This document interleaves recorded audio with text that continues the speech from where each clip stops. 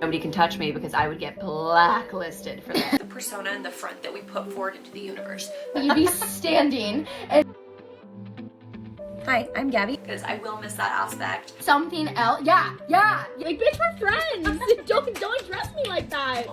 You're people, you're not creatures. I'm so sorry. I don't care if you hate me. No. Tissue paper. I dated a lot of Sagittarius men, and that just was not working. Girls love her, boys love her. And those connections and ideas change. And if we want to legalize marijuana or not, I don't know. 75% of podcasts don't make it past the first year.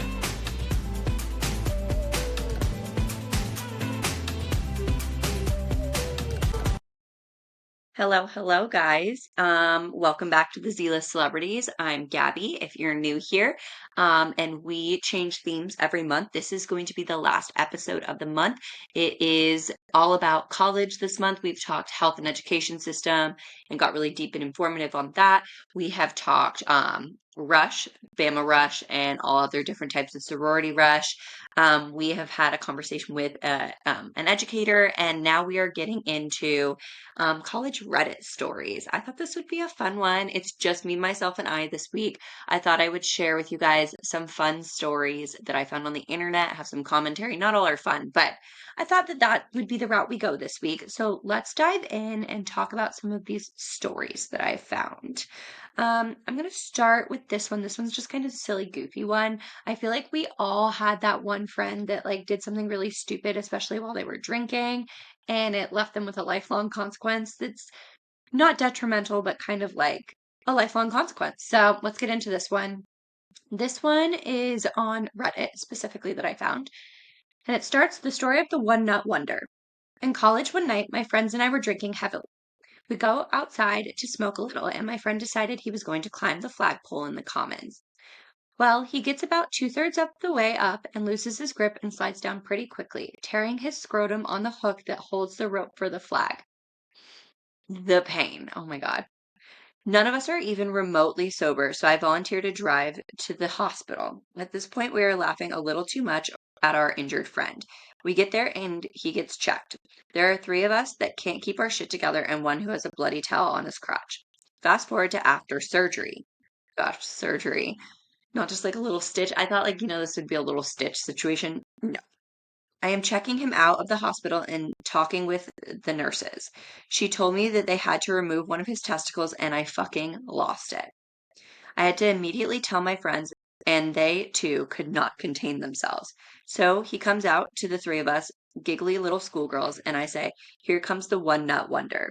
That sent us over the edge and got us removed from the hospital. This was 17 years ago, and he still is called the one nut wonder, or nut for short. I feel like I said, I feel like there's always that one story that everybody has that is the repercussion of drunk behavior and leads to people having terrible nicknames. I actually have a college nickname. My drunk alter ego, her name is Gigi. I feel like everybody has a drunk alter ego name. So I guess this is a little different than like having a name like the One Nut Wonder. But I did have a drunk alter ego name. I'll never forget. It was the first night out and about at college in my sorority. And I don't know why, but I was drinking and it was a new experience, new people, new opportunity to make new friends. And instead of being like, "Oh, I'm Gabby," or "Oh, I'm Gabrielle," I told everybody my name was Gigi. So I go to the food hall the next day. In our sorority, we had like a really good dining room kitchen and we had a chef that cooked for us every day. So I went to lunch the next day and I had like three people be like, "Oh, hey, Gigi." And I was like, who are they talking about?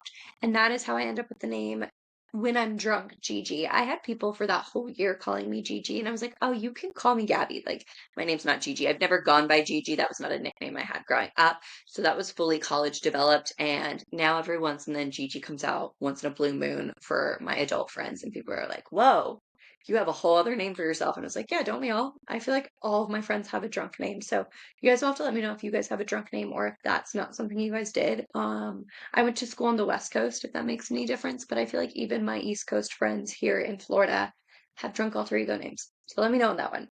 But let's go on. This one's actually more informative. This is a confession from a college admissions officer. So I thought this is really cool. I think it's very informative for those who are listening and applying for colleges or just got into college and maybe you didn't get the college you wanted or things like that. So I think this is really informative. So let's get into this one.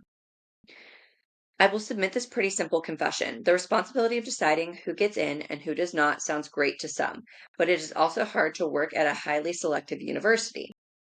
Almost all of the students who apply are at the very least quite good, and most are close to great or even better. The pool of students who would contribute to a school is far larger than the spaces that are allotted. This means I make way more people unhappy than happy, which I fully believe that. I feel like everything's so competitive nowadays, and people are so competitive with their schooling that I can't imagine having to make those decisions. But let's get into exactly how they make those decisions. Given what I have just written, I have to confess that I have made mistakes about students. There are some students I have not admitted who, after looking over the application after the fact, I have said to myself, what was I thinking? Any admissions officer can manufacture a reason not to take someone. And the reverse is true too, in terms of accepting people. There have been times when, in reviewing decisions, I think I was far too snarky about an essay or sniffed too judgmentally around an academic program or an SAT score. But here's the thing. I have been in touch with some of these students, and the fact is, getting into a specific school as a senior seems like the biggest deal in the world to some, but it really isn't. I feel like this can go for grad school as well. So I feel like I have an older demographic on here. If you are in grad school or like applying to go into grad school, same mindset. Keep that same mindset as you're reading this or listening to me read this. One student this year contacted me about transferring from the school she got into um, from her former top choice. At her current school, she is the number one student in the whole university, but she felt she needed to trade up. I actually talked to her for quite a while about how being the best at a strong school is far better than being in the potential academic middle of a top five. And in the end, she chose to stay at her school as they offered her research and many other perks. So maybe some of those students whose applications I read either with too critical an eye or too much focus on numbers actually ended up doing better at another school anyway. If nothing else, this kind of reasoning helps me sleep at night. It is a sort of unwritten law for admission people never ever to admit mistakes about decisions. But I think that anyone who has made a lot of decisions and can't admit they made a few wrong calls should be looked at with suspicion. So I think that that's really encouraging, helpful, and motivating as you're entering into school. Maybe because obviously this whole series is about going back to school, and this month is back to school.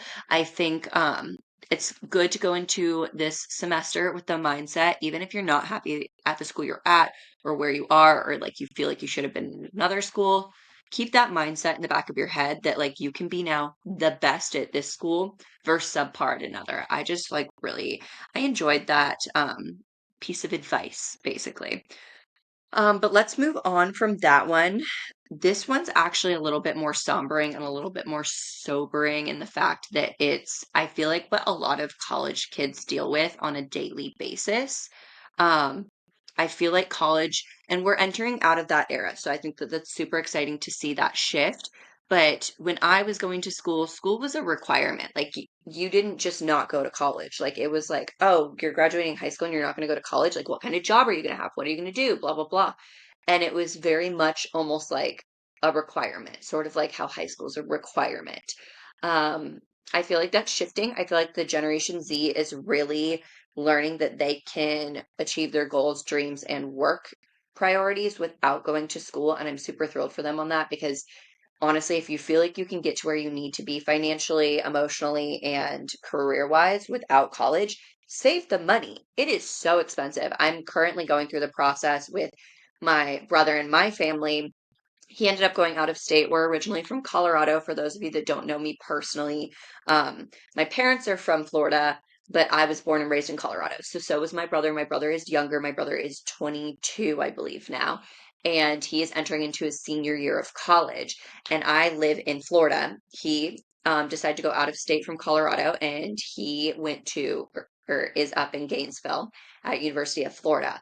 Now, this is expensive as all get out for out of state kids. And so, to kind of counterbalance that, this year they've decided to mark me as his residency so that he can have in state tuition. So, basically, he's just changing his residency to where I live since I am family and he can say he lives with me.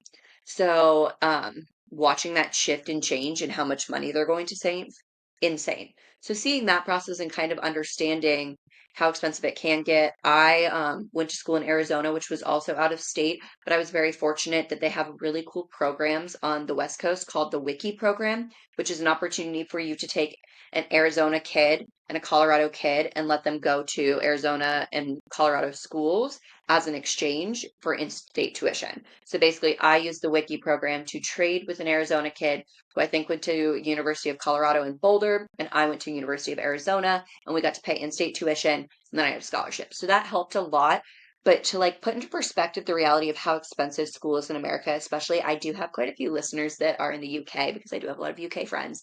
Um, put in perspective for you like how schooling works here and how it's so different. I went to school in Arizona and I had a scholarship and I had the Wiki program, so that helped a lot financially. But when I decided to move to Australia and do study abroad in Australia, I actually there was the option to do a study abroad program through my school, but that would still mean that I was paying U of A tuition and all of those other things. So what we actually did and what was the smarter route, and I'm very grateful for the counselor that I had at University of Arizona that kind of let me know this when in hindsight, kind of like the one we just listened to, the college administer, like I think there's a taboo sense of like, oh no, make the university money, don't say this, don't say that, like don't admit guilt. This guy, he could have clearly just like let me pay my Arizona tuition, pay that extra money that I didn't need to. And instead, he explained to me, he was like, you have the opportunity here to disenroll from U of A for the semester and enroll in Griffith University in Australia. And if you do that, it'll be like half the cost of tuition. You just have to make sure, and we worked very meticulously to make sure that the classes that I took in Australia would transfer back to U of A.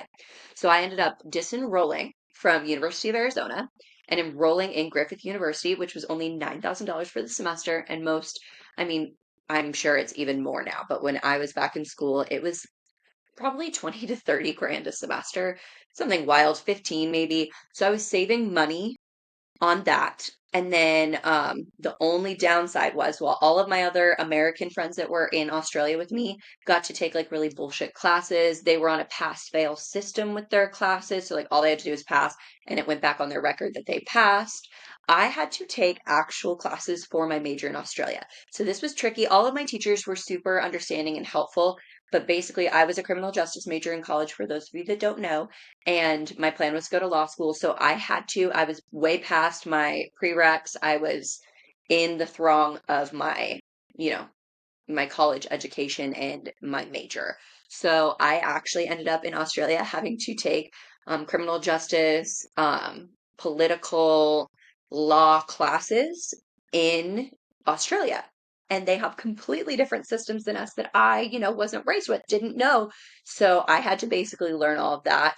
I remember one of my teachers letting me write my thesis on an American comparison to Australian comparison, which I thought was really cool that I got to experience that. But quite literally, that was the only downfall to me, like just disenrolling and re-enrolling, is that I was taking classes that were meant for college kids in Australia, but for an American would be like the equivalent of, you know, law school. I don't know. It was a little crazy, but I did enjoy that I got that opportunity. I saved some money that semester and it was a fantastic semester. I obviously condone everybody studying abroad. My brother just returned from Ireland for the summer. He did study abroad in Ireland. He had a blast. I never thought he was going to do study abroad. He's not as big of a traveler as me, so was pumped about that. We've been very fortunate to afford a lot of opportunities in life that I know others haven't. So when you get those opportunities, I think it's absolutely great, which leads me into this next story of the reality that most people do not have these opportunities, yet felt that they were required to go to college, especially back in my day, back even further than that. I think it was a luxury for our parents to go to college, but I feel like the generation right after that, like that upper millennial kind of area, because I'm definitely lower millennial side. The upper millennial side is very much so like it was like, no, you have to go to college. So a lot of people put themselves into debt. I know so many people still paying off their student loans. They felt it was required. They did whatever they could to go to college. So this next Reddit story kind of leads into that. So let's get into it. Hello. For over a year, I was living in my car to finish college because of the death of my mother. So already it's the responsibility and the burden is fully on them, which means you're going to have to work through college, you're going to have to get loans. it's an impossible system. I was not addressing my mental health and being a really negative person. Throughout the last year, through jealousy and hate, I managed to get through the school year by selling my own body for food, also for shelter and even expenses on occasion. I didn't want to reach out to social services at my college for fear because I did not think that they would be able to actually make a difference or help. Nor was it even a possibility in my own mind for anybody to do anything. I don't have any vices, so maybe I was feeling I wanted to be alone. After all the stuff I went through growing up and always being told not to tell anyone, I did have a part-time job as a busboy waiter, but in the mornings I would set up glory hole spots or give them what they wanted in exchange for goods. Now that after graduation was over, I did finally get the courage to get help by one of my professors at the time. I'm glad I did because the medicine that I've been put on has helped a lot. I gradually tried to get back to things that were holding me back. I still have urges of wanting to have that fun or survival mode that I had during college, but I think it was enough and I'm glad that I've moved past it. I'm glad now that I have a friend who is letting me stay at their place while I start this new gas station job and I have dropped out of school. Letting me stay at his place while I start this new gas station's job has been really helpful, but I'm still struggling. But I'm making more of it and being positive and going to keep the grind going. It's hard that living like this still sucks and that college didn't really make a difference, but after using or getting some help, there is light at the end of the tunnel. So this one was like upsetting to me in the sense that, they put all this energy, they put all this effort, they traumatized themselves, they put themselves through trauma to go to school. And in the end, school didn't make that difference for them. And I think that's a really important key to pay attention to is that school is not the end all be all and it's not going to actually change a lot for you. I think that it can and it has the potential, but it's what you do with it. But the same could be said for not going to school, what you do with that time and that energy, what could change for you. So I think it's important to keep in mind those aspects that college is not the end all be all for everybody. And sometimes it's more hurtful than it is helpful. So I think that that's an important mindset to enter into as you decide, hey, am I going to go to college? Am I going to pursue this higher education? Am I going to go to grad school? Am I going to get a law degree? All of those different things are really important. It was funny, Kyle and I were actually talking about this last night. We're watching Suits right now, and I don't want to spoiler alert, but it's very beginning. It's very well known that one of the guys that's a lawyer there, he passed the bar, but he didn't go to law school. And I don't know what the rules are for that, like in real world. I'd have to look it up, but I feel like if you're able to pass the LSAT, take the bar and pass, why shouldn't you be able to skip the education piece? Now, I'm sure there's some controversy there, and I hope somebody like comes in the comments and like corrects me on that on YouTube. If you're watching on YouTube, hit those comments section and let me know like if you know A, if that's a rule or not, and B, why that's in place or your opinion. But I feel like if you're able to pass an LSAT, if you're smart enough to pass an LSAT, pass the bar, take these exams, and not need the formal education for it, why should you have to pay for 2, 3, 4 years of education for something that you already know? Seems silly to me. That's just my opinion. We're going to move on. This one also kind of relates to that scenario of money.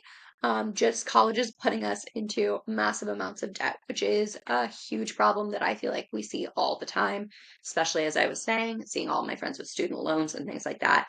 Like, I have friends that will be paying off student loans until they're literally 60 years old. How insane is that? You're 60 years old, you've been working in the workforce now since what? Like, you were 25, and you have debt still from college. That's just, it's out of control to me. But let's get into this one.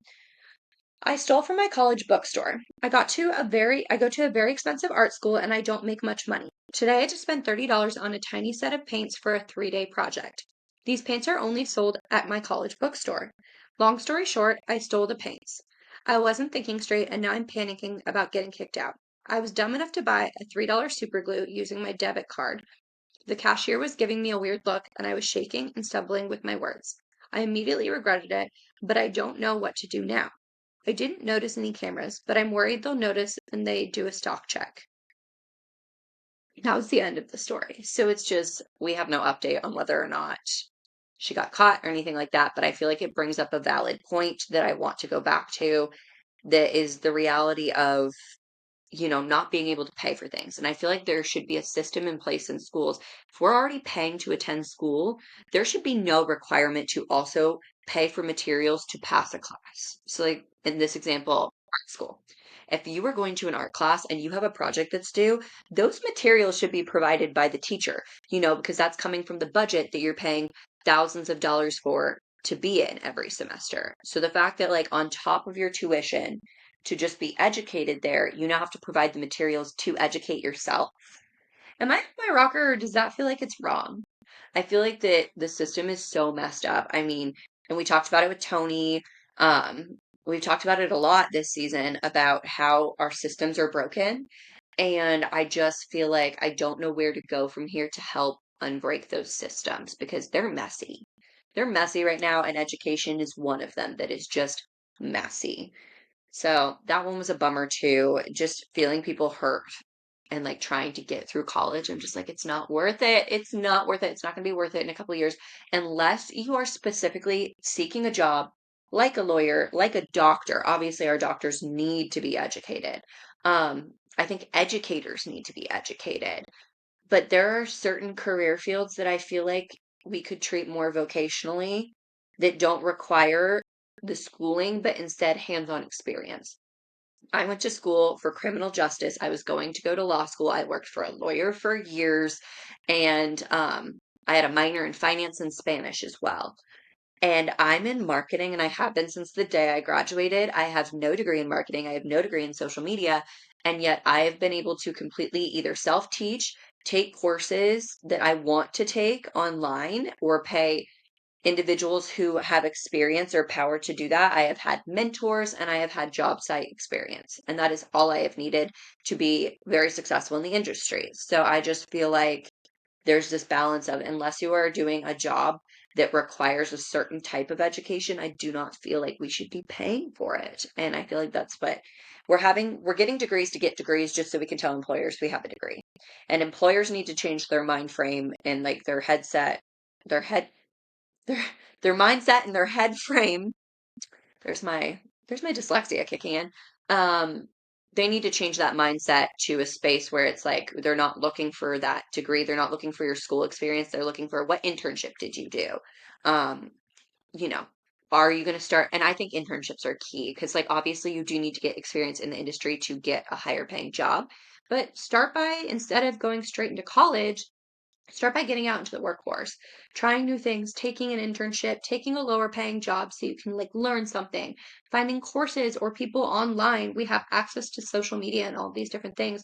Find those people online that can kind of teach you or you can learn from. There's so many free access to information as well. Like you don't even have to pay for courses these days. There are so many YouTubes and TikTok creators and things like that that you can learn from in every industry. I mean, people are niching themselves in every industry and like leaving their profession to just teach about their profession. And I think that that's so cool. So I think we need to see that transition. This one's more of a like, ooh, crazy college confession. So let's get into it.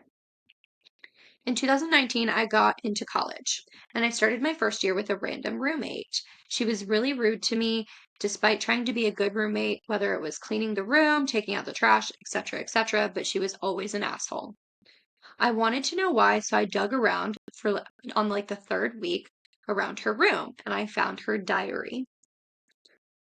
Okay. I started taking photos of it. I started taking photos of it when she was at class, especially, or when she wasn't around, and then I would read it. I would make sure to put it back exactly the way it was, and I never used it in any of our arguments so she wouldn't know that I had read it. I kept that shit hidden from everybody. I did this consistently every other day for 2 semesters. It was so addictive. I learned so much about her and who she was and how mentally unwell she truly was. And I couldn't help it. I couldn't stop. It was just so intriguing. And I just wanted to a keepsake for when we left. So when she was moving her shit out a year later, I was about to get in my car and leave, and I went back inside and decided I'd make the intrusive decision to steal the diary. And I put it in my pants with my shirt over it, and I left. She never said anything to me about it. She never posted anything, Nothing happened from this. And she had quite a few people who didn't like her, so I assumed she just thought it was one of them. Her friends and her boyfriend were really weird too. She doesn't know it was me. She probably assumes it was another friend. I really think that it was because she thought it was stolen by one of the friends that she stopped talking to her altogether. I know this is absolutely terrible, but it's been so long and it's just sitting at my parents' house. I don't know what to do with it, and that's, I guess, why I'm confessing now. So, I mean, obviously, reading somebody's diary is a huge invasion of privacy. I guess I kind of appreciate that OP decided not to like ever use it against her in a fight. Like, I feel like that would be really hard. Like when you know something, especially like intimate about somebody and like a big fight comes up and they're like chucking blows at you, it's hard not to like put that back on somebody else. So I guess I respect the fact that like it was never used against her. Do I condone theft or invasion of personal privacy? Absolutely not. But yeah, I don't know. Have any of you done anything like kind of shady to a roommate? I've had some very weird roommate experiences. All the girls I roomed with in college were fine. Um, I had I had one girl that was like a little spicy, like she ended up being friends with all the other roommates in the long run, but in the beginning we were all like she was just kind of dumb. Honestly, like there's nothing else to it. No beef really there or anything, but she was just kind of dumb and like I just really didn't have tolerance for that in college. Otherwise, I really didn't have problems with any roommates. My college roommate, when I first moved in freshman year, Robin, I think she sometimes listens. So, Robin, if you're listening, like shoot me a comment and say you heard it. But I really enjoyed living with Robin. There was no problems there. We were in two separate sororities, kind of had our own friends, so like kind of did our own thing. But I don't feel like the first couple of weeks would have been the same without her. So I really appreciated that. By second year, I lived with girls in my sorority and we had a lot of fun. I think towards the end, I really did not match or vibe with them anymore. I actually have a story about them that I'm going to get into on our next Reddit one. But they had a different vibe and speed than me, and that's totally fine. They're all still friends to this day. Really respect that. And then my last situation, so I moved to Australia and then I came back from Australia, so I only had one semester because, I had that semester in Australia and then I was graduating after that because I graduated early. And I moved in with this group of girls because I took over a girl's lease who was going abroad. So like we kind of swapped. And I didn't know these girls. Two of them were fantastic. Absolutely loved them.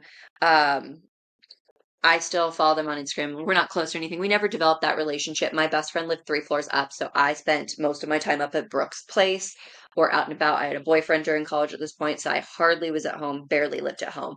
But Erin was next to me, and I absolutely loved Erin. She was great. I had another roommate. She was great. And then we had two girls that were younger that also kind of just ended up as random roommates to the other two that I liked.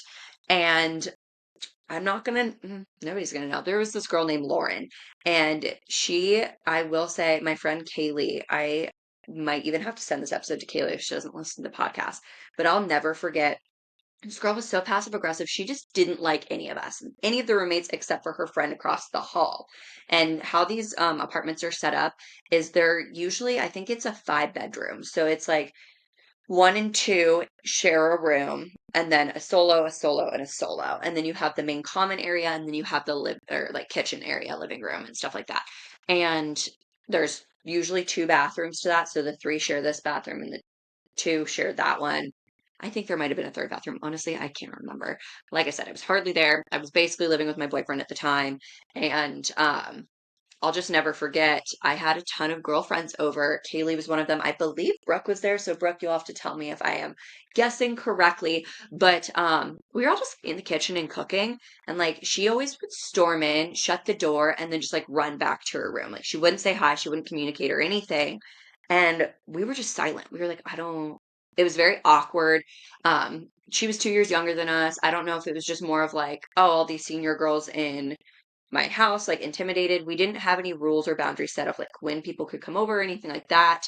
So I didn't think it was a nuisance. But this girl, she made it halfway down the hall, turns around, sprints back down and starts yelling at us for talking about her. And we're like, we're not talking about you. Honestly, I want to see if Kaylee still has the footage of that. I think she started filming because this girl was just screaming at me, and I'm just sitting there like Bambi-eyed, and I'm like, what's happening? So I told my roommate Erin after, and she's like, no, that didn't happen. We never saw the girl again. I think she like kind of just either was always gone or stayed and hid in her room and then eventually just like moved out. It was so weird, such a weird vibe. And then I did stay over the summer to finish out my finance minor. And we got two new roommates to like sublease for the summer. And one of the girls, she was just always like taking our food, moving it. I feel like on multiple occasions that I'd be like, hey, like, did you move this? Did you take this? It was very odd. So like that second experience I had with living with people was just so weird. I feel like there's got to be more roommate stories that like I've just forgotten because I put it so far behind me. But like that set the tone for me after college. I was like, no, I'm only living with people I know very well and that I know I work well with and live with. The last person I lived with was my best friend from high school, Brina. We lived together for what, 3 years after that. And then I moved into the van and I started traveling and things like that. And I never had a roommate again. So Brina will forever and always probably be my last roommate, minus Kyle. Kyle was my last roommate. But yeah, girlfriend, last roommate was Brina. And that was such a fantastic experience. I wouldn't change that one for the world. So I kind of overrided all of the weird college shit. But yeah, it was definitely, it's girls, college, hormones, emotions. There's always going to be like some weird shit that happens, but that like was just so odd to me. I'll have to reach out. Kaylee, if you're listening, send me the video if you have it. I know you have to have it somewhere. Kaylee's just like, I get the feeling you have it somewhere. So, anyways, there was that one. Let's move on to the next Reddit story. And this one is going to lead me into a very weird college story. This is also my last Reddit story. So, we'll just kind of close it out here. I was in Tennessee for college. It was a Saturday during junior year spring break. Me and my friends were smoking a lot of pot, and we decided that we were going to do cocaine as well. So we tracked down our dealer, and he was out of cocaine, but he had other shit. We tried it, and it was fantastic. We spent $3,000 and bought all that he had. That was my first experience with meth. For starters, why would you try anything? And I guess, like, it's college. Like, everybody does weird shit in college, but why would you try anything without knowing what it was first? And if that man had told you, oh, this is meth, why would you still take it? Why would you still take it? So I'm blown away. But let's continue on because it gets weirder. At the house that we were at, there was a lot of chicks there too. Some hot, some fat, some skinny, all crazy. I love how boys talk about women's bodies. It was an unnecessary comment, but here we are. I got no sleep that night and a little bit of memory and consciousness. Around when the sun came up, I started blacking out. Probably a few hours later, or maybe days, I came to my senses briefly. I was walking in the woods, carrying a shovel and wearing a backpack. Did you murder somebody? Is this murder? Because what? Why are you carrying a shovel? Why do you need a shovel? I have never seen trees like this before, and something felt super wrong. So I sat down and looked in the backpack. There was a lot of meth in baggies. My cell phone said it was 2 a.m., but it was bright out with the sun. My phone also said I was on roaming and now out of minutes. So when I first read this, all I could think was like, okay, so they set you up to be a drug smuggler because why would you have a bag full of meth? Like, you didn't pay for that much meth. Um, he said I was confused and tired, so I just decided to do more meth. People are actually insane. I don't know how that's a solution to your problem, but in the middle of the woods, I did more. I blacked out again. The next time I woke up, I was in a hotel room in Fairbanks, Alaska. I don't know if you remember, but I said he was at the University of Tennessee. And now he's in Fairbanks, Alaska. I'm calling it what it is. You're a drug mule. That's why you don't do meth, let alone do drugs in college. We'll get into that. That's why it was almost daylight at 2 a.m. I had no idea how I got there. It had been 6 days. I no longer had the backpack full of meth, but I do have a pocket full of $100 bills. I took a taxi to the airport, bought a plane ticket for Saturday night, went to Walmart, got a change of clothes, went back to the hotel, got cleaned up, had a shower, ordered a pizza, and slept until the next day, where then I flew back to Tennessee. I was back in class on Monday. I asked everyone, and none of my friends knew what happened. They said I left with some girl and her sister and sister's boyfriend and never came back. I still wonder how I got into the Alaskan forest and how I got past airport security. Lots to unpack here. First of all, like, yeah, you were just straight up used as a drug mule. Why your friends let you leave with them, wild to me, but is what it is. I'm surprised I mean, there's no update from OP, so I can't say that he wasn't tracked down by drug dealers and like, where's my money? But like, if you have a ton of money in your pocket, I don't know.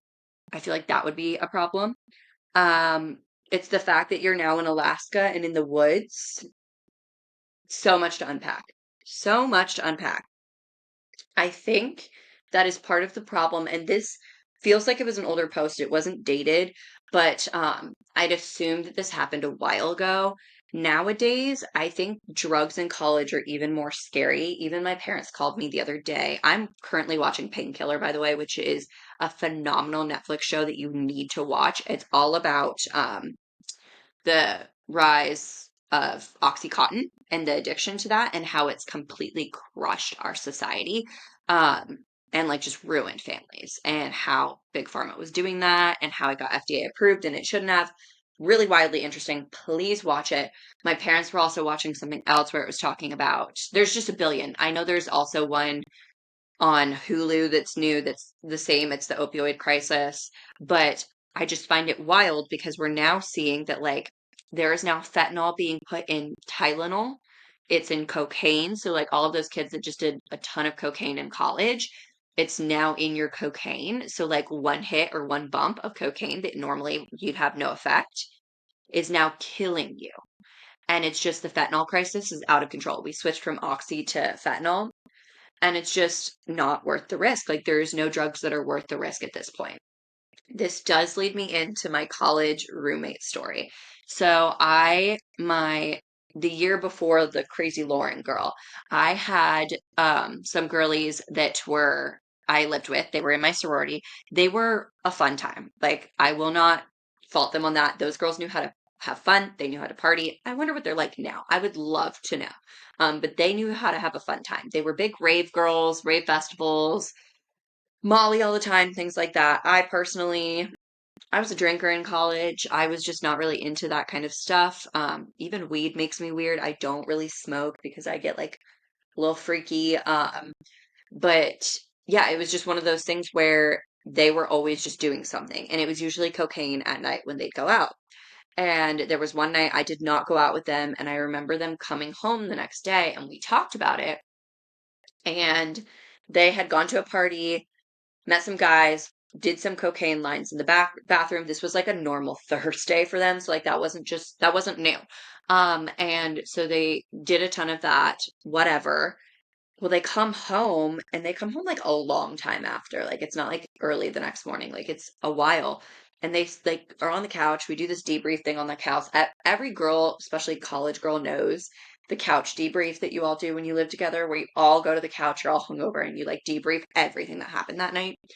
Well, they start talking. They're like, "Yeah, we did some cocaine last night, and not a lot. And the high that we had was just unparalleled." And they kind of came to their own assumption. They're like, oh my gosh, I think we did meth last night. Because they're very similar, I guess, cocaine and meth. I think it's like heroin and opioids go hand in hand, like heroin and oxy go hand in hand, and then meth and cocaine go hand in hand and their properties in that sense.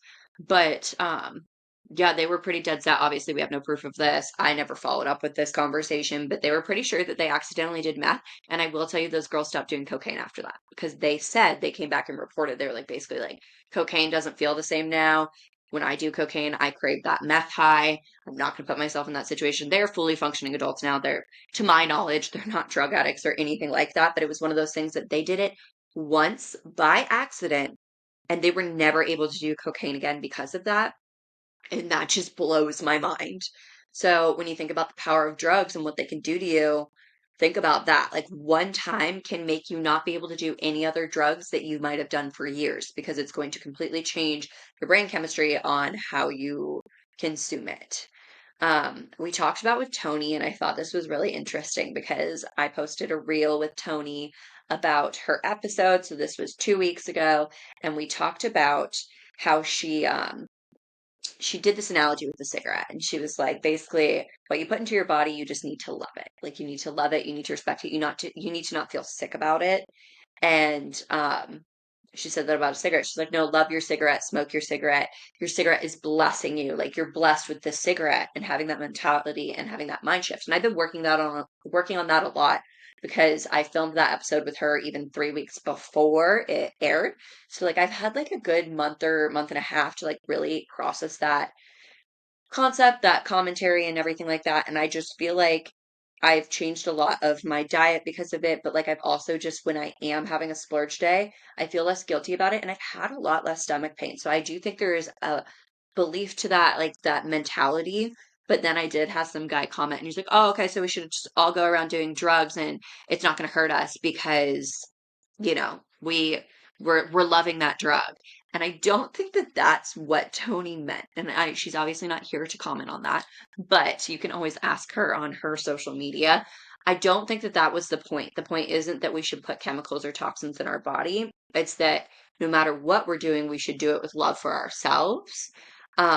I think the key here is like when she's talking about cigarettes, we had, grandparents for years and years on end that smoked forever. And yes, expectancy was lower, but like you a lot of the times didn't see these issues because they didn't know it was bad for them. I think that the key here is to know if you know something is bad for you and you continue to do it, A, it's not good for you mentally, but B, it's not good for your body if you know it's bad. So I think that the key here is as we continue on these health journeys, these education journeys, do things for yourself that you feel are good, whether that be, you know, not doing drugs or having that splurge day where you eat a lot of junk food but still loving yourself for it.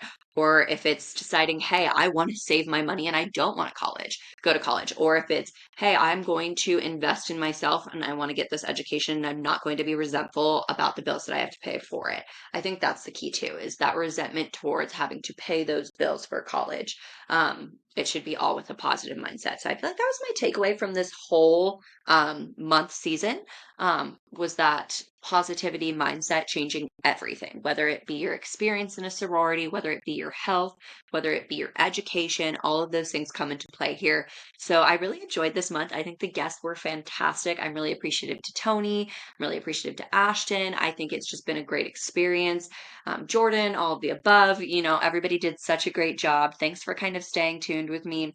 Next month, we're getting into travel. I am super stoked about this. This is my bread and butter. This is what a lot of you, if you're here from Instagram, you follow me for travel. You either have followed me back in my travel blogger days when I started, or even better, you just know me from years and years of girls trips now that we've been doing. I've been enjoying doing all of our girls trips that we've done. I've got so much to share on the travel aspect. I've got some incredible guests. So stay tuned for next month. It is the last month of season 3 before I start season 4. So get geared up, get super excited. And thanks again, guys, for always joining me here. If you haven't already, please like, subscribe. If you're on Apple or Spotify, click that automatic download button so you can listen to me while you're on an airplane, while you have no service, while you're at work. Just hit those buttons. Do me a favor with that. And leave me a comment below on one of your craziest college confessions. Thanks so much, guys. Bye.